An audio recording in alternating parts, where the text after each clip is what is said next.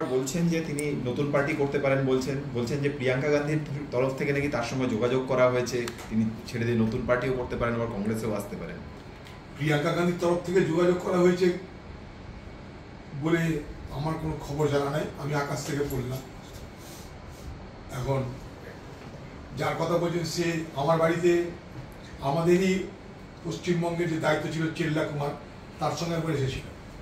কংগ্রেসের সঙ্গে তার চেনা জানা নেই, এই কথাই বলছি না, কারণ তাকে প্রথমে কংগ্রেসের এমএলএ বানানো হয়েছিল। তবে প্রিয়ঙ্কাজির মতন নেতৃত্বের এত মাথা ব্যথা হবে তাকে নিয়ে কেন, এটা আমার জানা নেই, এটা আমার ব্যাখ্যার বাইরে। এখন ভবিষ্যৎ বলবে কি হচ্ছে না হচ্ছে।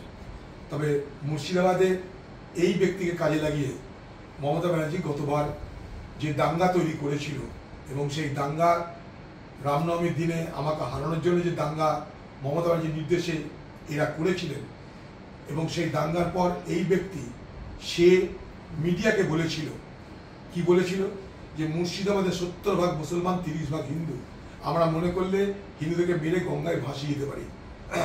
সেই প্রচারটা আমার বিরুদ্ধে যাতে ব্যবহার করা যায়, তাই জন্য মমতা ব্যানার্জির দল ক্যাসেটটা নিয়ে গিয়ে হিন্দুদের গ্রামে গ্রামে বিজেপির কর্মী সেজে প্রচার করলো হিন্দু এক হও।